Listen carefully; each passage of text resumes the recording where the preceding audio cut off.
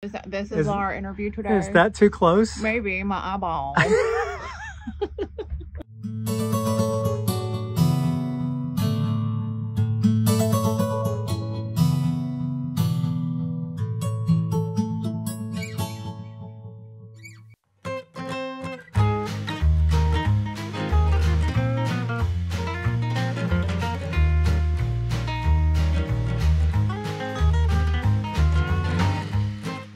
I feel like we owe an apology. For the way I look? Well, I mean, I don't think either one of us is a paragon of beauty right now.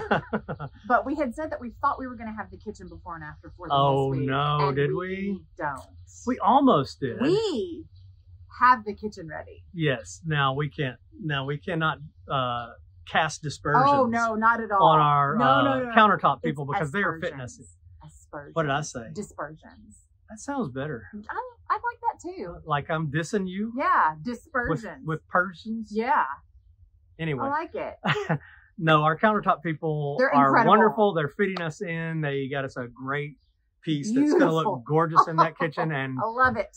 and They that's just all didn't we're get it waiting here on, yet. right? Yeah. Is that and then That's it. and we'll have a before after kitchen. So maybe next week I think next week for sure.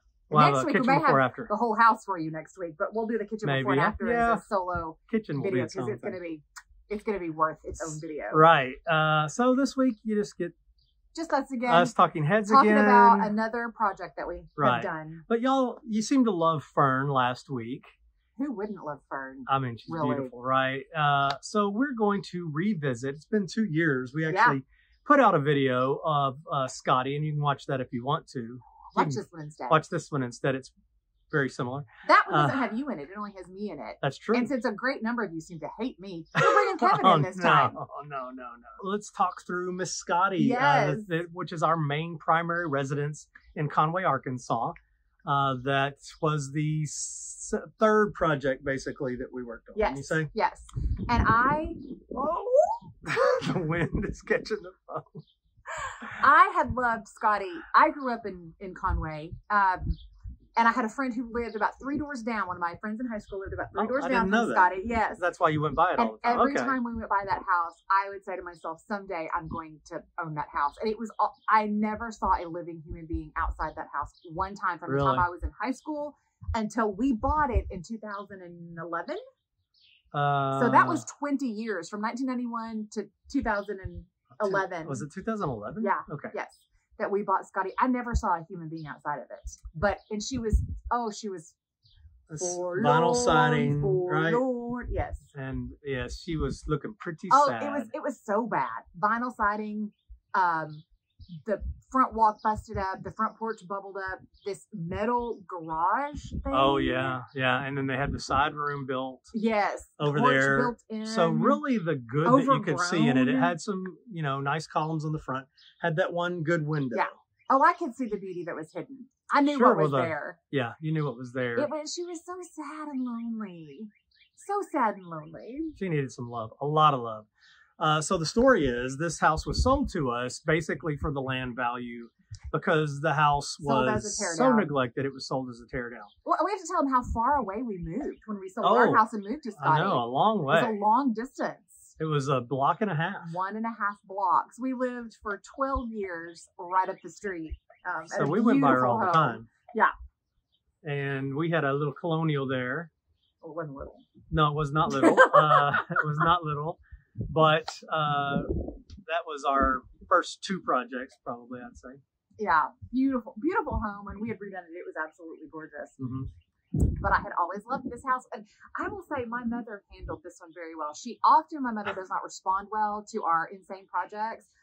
And I took her from our absolutely immaculately restored, beautiful, finished 1933 colonial revival, 5,000 square feet, down the street to a hovel It was bad.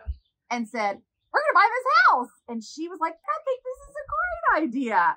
Yes, you should do this. And then after we were done, she was like, I did a good job pretending, didn't I? You did. Well, she has no faith. Still I doesn't. know, she still doesn't have. She's getting better. They're getting better. She's So, going to trust us after 50 or 60 years. right. So we did buy her. She was sold as a tear down. Right. Tear the house down. And this is one of the things that we that we hate when we go into a house, vinyl siding and paneling, because you can't see. It's just hiding all of the problems. Covering up the problems. But we got it, so cheap because it was sold for land value that we knew we could bring it back and still be in good shape.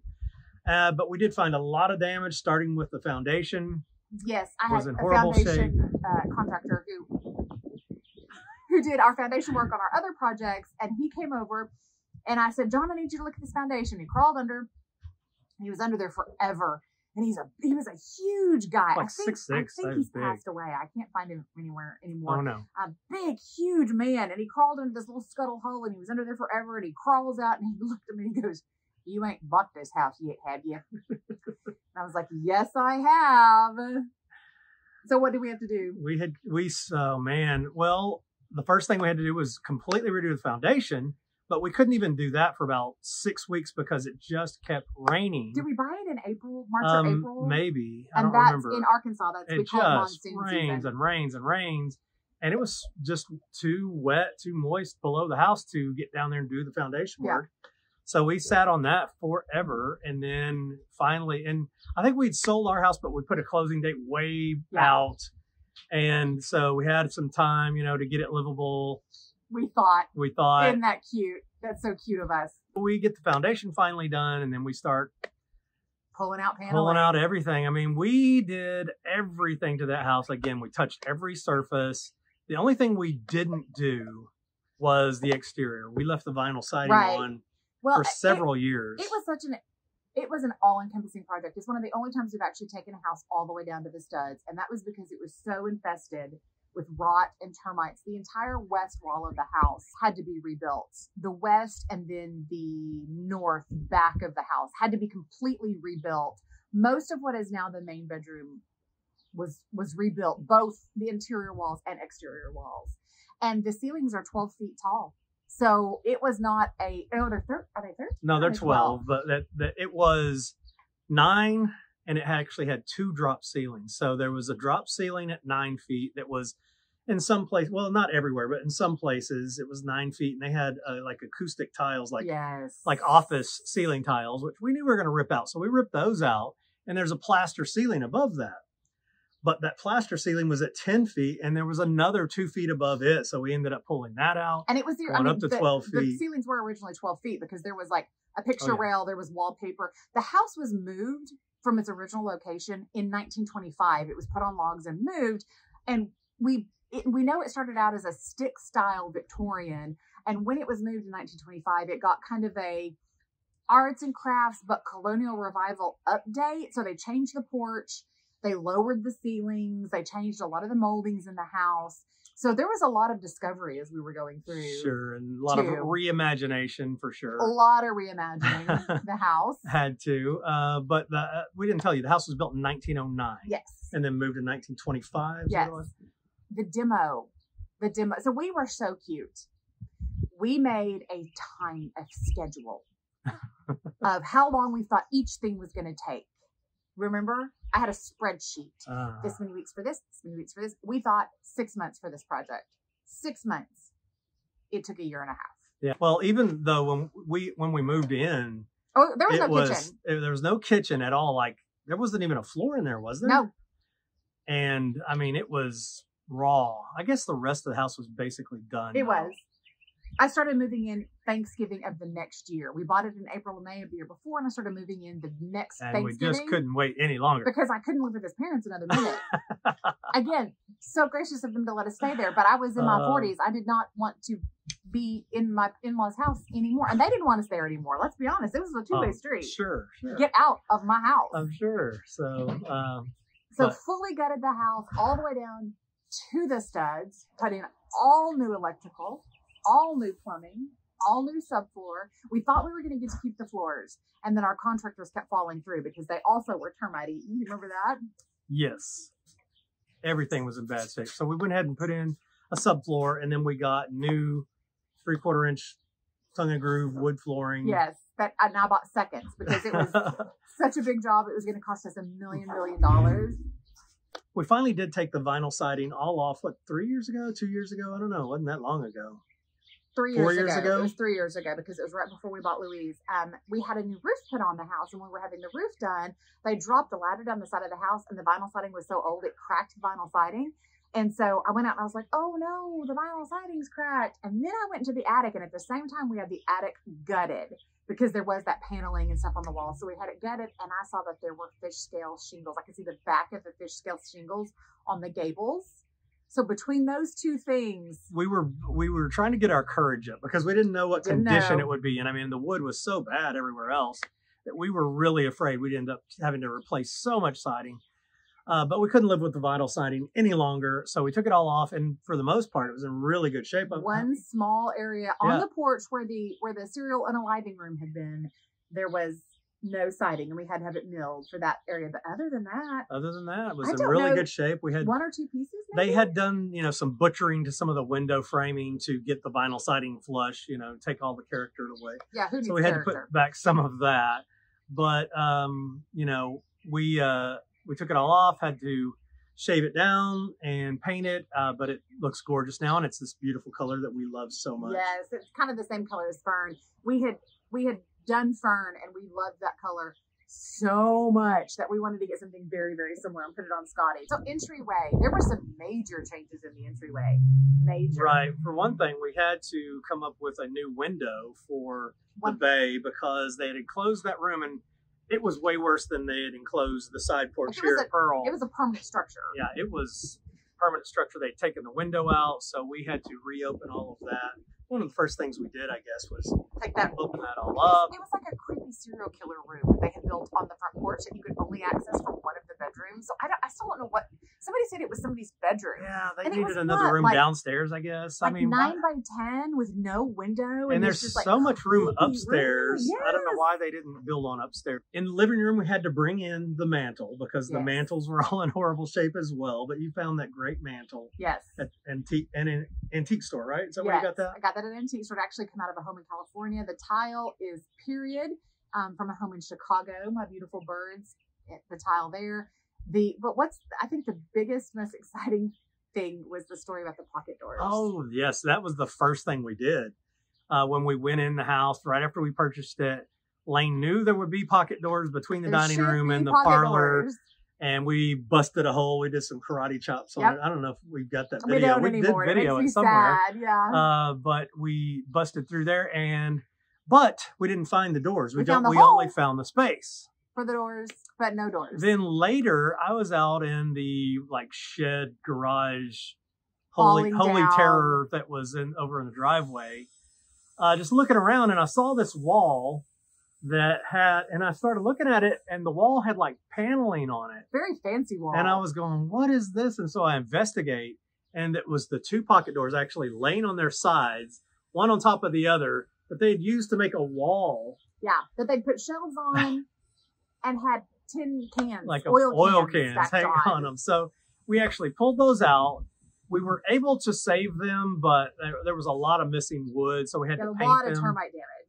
A lot of damage to them, and then maybe that's why they pulled them out in the first place. But I'm sure they got it from sitting on the ground in the garage. Yeah. So, we were able to putty them up enough and paint them, and they look great, and we've enjoyed them ever since. Every time I look at them, I still think of the story of finding them in the garage every single time I look at them. So, the dining room, you purchased this chandelier.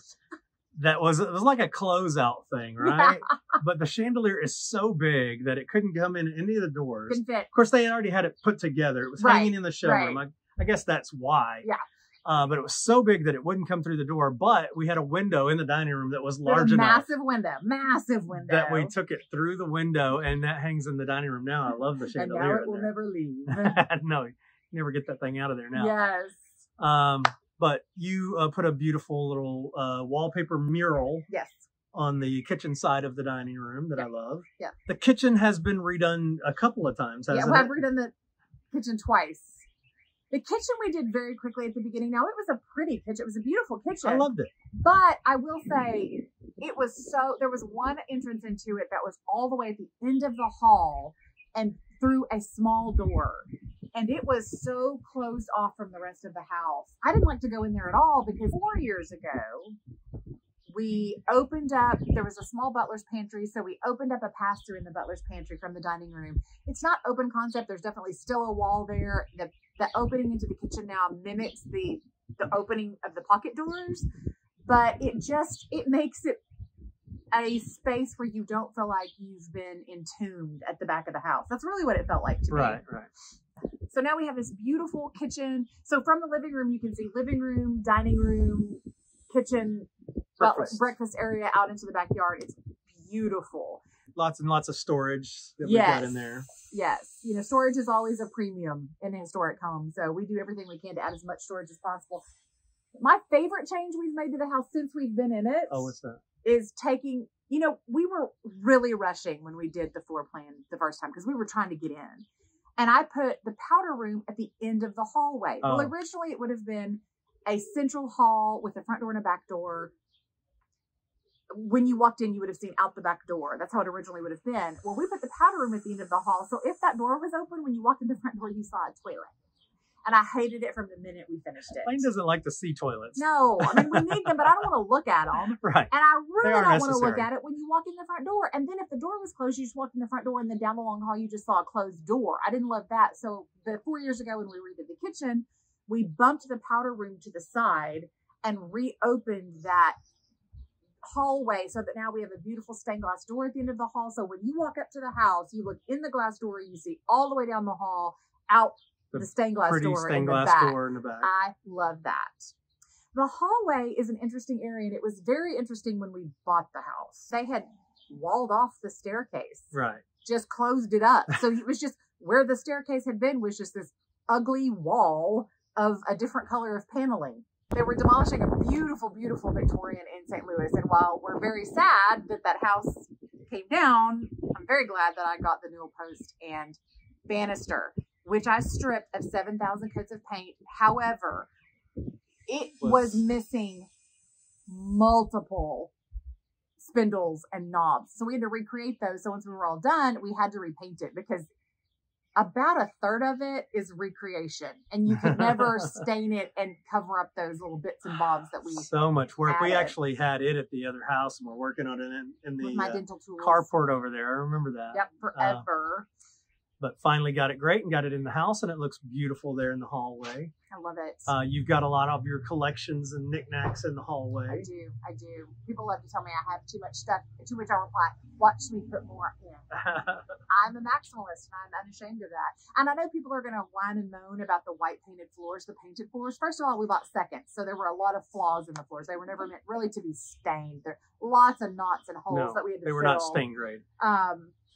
But then we have pets. We have many, many pupperinos, and we always have and we always will. And their claws do unfriendly things to wood floors. So we put a marine paint on the floors. And it is durable. And if you need to paint your floors, use a marine boat, absolutely, dock, whatever it is. Yeah, it's a boat. In that one, we used a boat paint that's meant for saltwater vessels. Don't ask me in the comments what paint did we use. Just get on Amazon and Google marine paint because that's what I did. And it is very durable. Last years, we've put some touch-ups a couple times. I've done one repaint. But it lasts and lasts. It's very durable. We've really enjoyed it, honestly. I love it. It makes it super bright in there. And I love good hardwood floors that are, stained, but this is pretty. It's pretty. It brightens up the space so much. The house was so dark when we bought it that we made a lot of decisions just based on this is a dungeon. We have to fix this dungeon. I've actually changed the colors in the house because I painted everything light when we bought it because it was and we put some darker dark. colors. And so I put some darker, deeper, warmer tones. So we took what was 2 bedrooms and made a main suite. Yes. And the mantles in both were shot again. We brought in marble mantles for these and opened up the bay, which actually was closed off. Yes, I don't know if you remember that. The bay was, and that wall, do you remember we started to pull out that wall and it was just like paper? It was terrible. That was the wall that's that where was our falling down. We had a carpenter fall through the floor in there and hurt himself. Well, that's where they pulled up the carpet in that bedroom where the owner's bed had been, and there was a 6x6 hole in the floor under the carpet. The carpet had been holding. It was her bed structural up. carpet. It must have been. I guess that's what they. It must have been that 1970s shag. It just proves that in the 70s they were making things forever.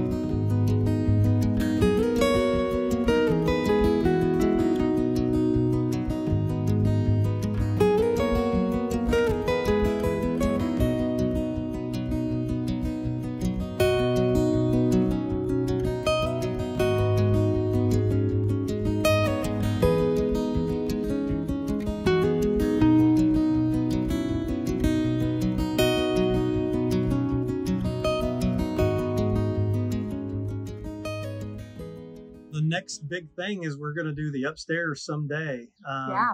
It's about 1,200 square foot attic up there. Hope you enjoyed us reminiscing about Scotty, one of our first children. We're tired. We're sorry we're not very energetic this week. We're frustrated. We're tired. We're trying to push through. We're Get Miss Pearl done. Under the gun, ready to be finished. But we still appreciate you, and so much. We're glad that you're here, and thanks for watching. We'll see you next week. I promise the kitchen next week. I promise.